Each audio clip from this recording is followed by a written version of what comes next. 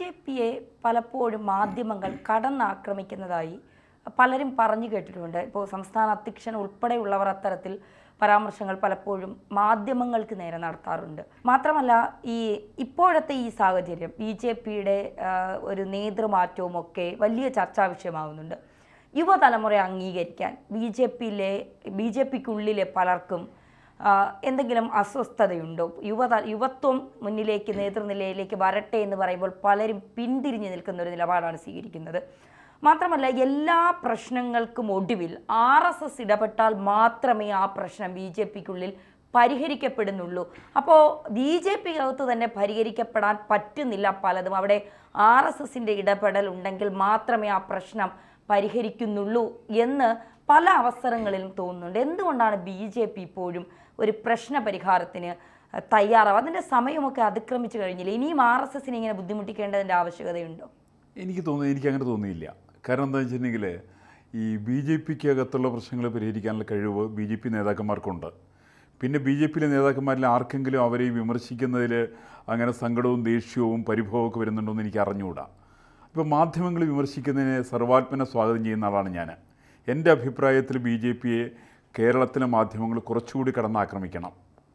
B J പിയുടെ നയപരിപാടികൾ അവർക്ക്, കാരണം നമ്മൾ ആരെയാണ് സാധാരണ വിമർശിക്കുക?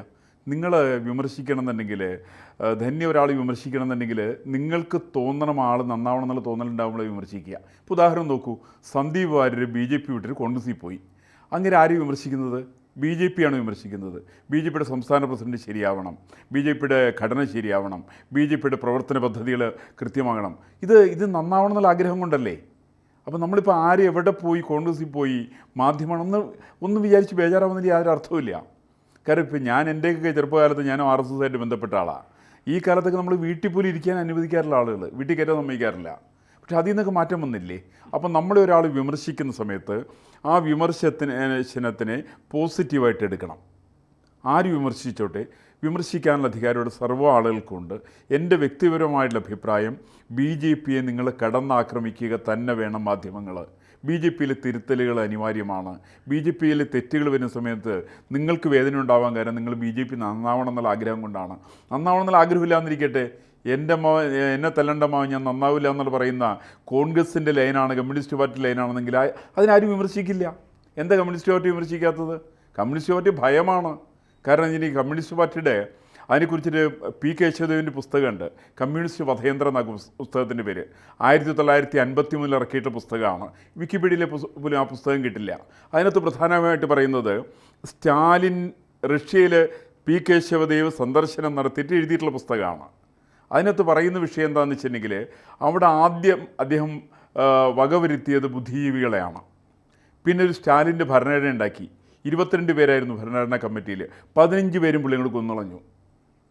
അവിടെ ഒരു പൊളിറ്റ് ബ്യൂറോ ഉണ്ടായിരുന്നു, അതിനകത്ത് 17 പേരാണ്, 9 പേരും പുള്ളി തട്ടിക്കളഞ്ഞു. അവിടെ സകലരെയും കൊലപ്പെടുത്തുന്നു.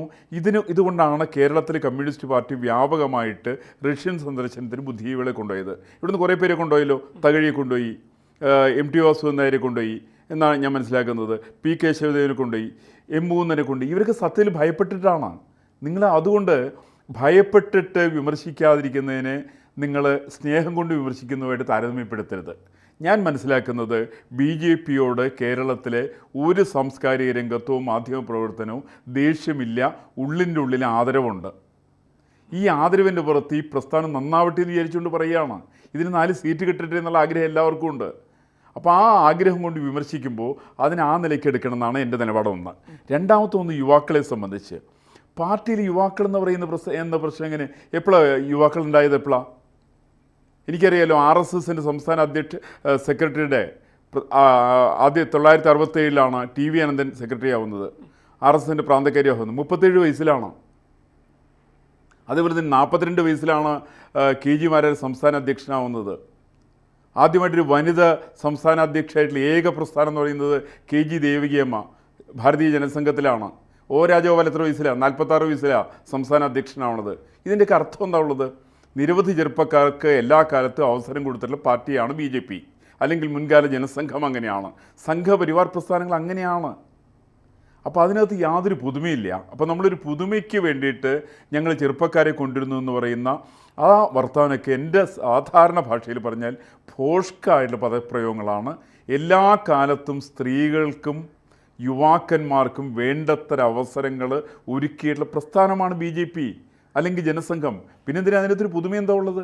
പക്ഷേ അങ്ങനെ മനസ്സിലാക്കുമ്പോൾ ഈ BJP വലിയ രീതിയിൽ കേരളത്തിൽ വളർന്നു എന്നുള്ളതാണ്. പക്ഷേ അങ്ങനെ നിൽക്കുമ്പോഴും എന്തുകൊണ്ടാണ് ഈ കഴിഞ്ഞ ദിവസം പാലക്കാട് ഉൾപ്പെടെ 9 കൗൺസിലർമാർ രാജിവെച്ച് പോകുന്നു, അങ്ങനെ ഒരുങ്ങുന്നു എന്നൊക്കെയുള്ള വാർത്തകൾ വരുന്നു. RSS പിറ്റേ ദിവസം രാവിലെ RSS സമവായത്തിനെത്തുന്നു, RSS ഇടപെട്ട് പ്രശ്നം പരിഹരിക്കുന്നു. അപ്പോൾ സ്ഥാനമാനങ്ങൾ കിട്ടാതെ വരുമ്പോൾ ഇപ്പോൾ സന്ദീപ് വാര്യറും അങ്ങനെയാണല്ലോ, പ്രതീക്ഷിച്ച സ്ഥാനം BJP-യിൽ നിന്ന് ലഭിച്ചില്ല എന്ന് പറഞ്ഞിട്ടാണ് അദ്ദേഹം ഓടിപ്പോയത്. പക്ഷെ പറയുന്നത് ഒരു കസേരയുടെ പേരാണ്. എങ്കിൽ പോലും നമുക്കറിയാം എന്തുകൊണ്ടാണ് സന്ദീപ് വാര്യർ പോയത് എന്നുള്ളത്. അപ്പോൾ ഇത്തരത്തിൽ സ്ഥാനമാനങ്ങൾ കിട്ടില്ല എന്ന് പറയുമ്പോൾ പാർട്ടിയെ അതെല്ലാ പാർട്ടിയിലുമുണ്ട്. എങ്കിൽ പോലും BJP-യും വളർന്നു വന്ന ഒരു രീതി എങ്ങനെയാണ് എന്ന് അതിലെ പാർട്ടി അടിത്തട്ടിലുള്ളവർക്ക് എല്ലാവർക്കും നന്നായിട്ടറിയാം. ആ പാർട്ടി എങ്ങനെയാണ് ഇവിടെ വേര് ഊന്നി വന്നത് എന്നുള്ളത്. അപ്പോൾ എന്തിനാണ് ഇങ്ങനെ പ്രശാന്ത് ശിവനെ പോലെ ഒരാൾ വരുമ്പോൾ, കൃഷ്ണകുമാറിൻ്റെ സഞ്ചി തൂക്കുന്ന ഒരാളാണ്, അദ്ദേഹത്തിന് എന്തിനാണ് ഇതിനേക്കാളും കഷ്ടപ്പെട്ട ഞങ്ങൾ ഇവിടെ ഉള്ളപ്പോൾ എന്തിനാണ് അദ്ദേഹത്തിന് ഈ സ്ഥാനം കൊടുക്കുന്നതെന്നൊക്കെ പറഞ്ഞുകൊണ്ട് കുറേ വിമതർ ഉണ്ടാകുന്നു. അപ്പോൾ ഈ വിമതരെ ഉണ്ടാക്കുന്നത് എങ്ങനെയാണ്? അത് രണ്ട് തരത്തിലെടുക്കാം. എനിക്കതൊരു വിമതരെന്നുള്ള പദപ്രയോഗം എനിക്ക് അവരെ സംബന്ധിച്ച് ശരിയാണെന്ന് എനിക്ക് തോന്നിയിട്ടില്ല. കാരണം അവർക്ക് അത്തരത്തിൽ അഭിപ്രായം ഉണ്ടാകാം. ഞാൻ മനസ്സിലാക്കിയത് അവരാരും രാജിവെച്ചില്ല എന്നാണ്. രാജിവെക്കുന്നു എന്നുള്ളൊരു അഭിപ്രായം ചില മാധ്യമങ്ങളിൽ കൂടി വന്നു എന്നുള്ളത് മാത്രമേ ഉള്ളൂ. ഇപ്പോൾ സംഘത്തിൻ്റെ ഇടപെടലിനെ കുറിച്ച് ഞാൻ അവിടെ മനസ്സിലാക്കിയിടം കൊണ്ട് സംഘത്തിന് വലിയൊരു ഇടപെടലിനൊന്നും ആവശ്യമില്ല.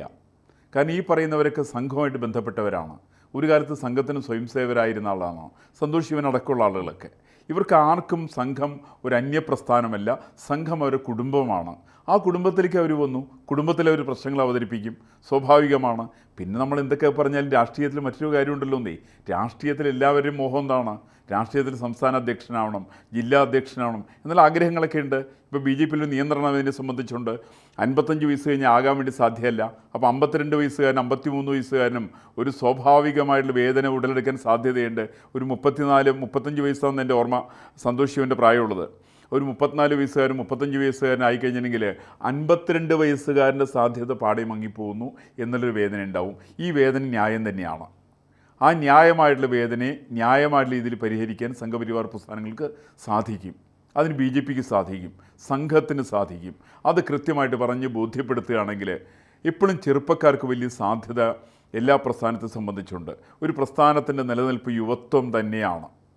ഇപ്പോൾ നമുക്ക് ഇന്ത്യൻ സ്വാതന്ത്ര്യ സമരത്തിലടക്കമുള്ള എല്ലാ സംഭവങ്ങളും നോക്കിയറിയാം. ചെറുപ്പക്കാരെവിടെയെല്ലാം രംഗത്ത് വന്നിട്ടുണ്ടോ അന്നാണ് പ്രസ്ഥാനങ്ങൾ കുതിച്ചുയർന്നിട്ടുള്ളത്.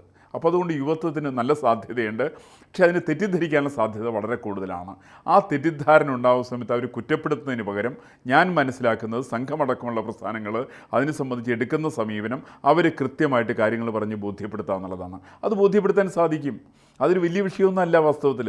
കാരണം ഇപ്പോൾ RSS-നെ സംബന്ധിച്ച് ഞാൻ മനസ്സിലാക്കുന്നത് ഇതൊക്കെ ചുമ്മാ ഒരു പൂവ് പറിക്കുന്ന പോലെ പരിഹരിക്കാവുന്ന പ്രശ്നമുള്ളത്. അങ്ങനെ പരിഹരിച്ചളയും. കാരണം നമുക്ക് മനസ്സിലാക്കുക ഒരു LK അദ്വാനി മാറ്റുന്ന സമയത്ത് ഇവരെന്താ പറഞ്ഞ് മാധ്യമങ്ങൾ എന്താ എഴുതിയത്?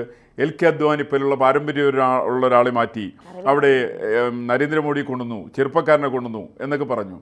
ഇതൊന്നൊരു പ്രശ്നമല്ല. നരേന്ദ്രമോദി LK അദ്വാനി മാറും, നാളെ നരേന്ദ്രമോദി മാറും, വേണമെങ്കിൽ വേറൊരാൾ പ്രധാനമന്ത്രിയാവും, വേറൊരാൾ മുഖ്യമന്ത്രിയാവും, പാർട്ടി പ്രസിഡന്റ് വേറൊരാളും. ഇതൊക്കെ വളരെ എളുപ്പത്തിൽ സാധിക്കുന്ന കാര്യങ്ങളാണ്. കാരണം വ്യക്തിബന്ധങ്ങൾ ഉണ്ടാവണം. ആ ബന്ധങ്ങൾ സംഘപരിവാർ പ്രസ്ഥാനത്തെ സംബന്ധിച്ച് മറ്റേതിനേക്കാൾ കൂടുതലുണ്ട്. അതുകൊണ്ട് ഒരു കാര്യകർത്താവിനോട് നേരിട്ട് വിളിച്ച് കാര്യങ്ങൾ പറഞ്ഞ് ബോധ്യപ്പെടുത്തുവാനുള്ള ശക്തിയും ശേഷിയും ഈ പ്രസ്ഥാനത്തിനുണ്ട്. അത് പറഞ്ഞ് ബോധ്യപ്പെടുത്തുക തന്നെ ചെയ്യും. ഒരു സംശയം ഉണ്ടാവില്ല. ഞാൻ മനസ്സിലാക്കുന്നത് പാലക്കാട് തന്നെയാണ് സംഭവിച്ചത്. അതുകൊണ്ട് ആരും രാജിവെച്ചിട്ടില്ല.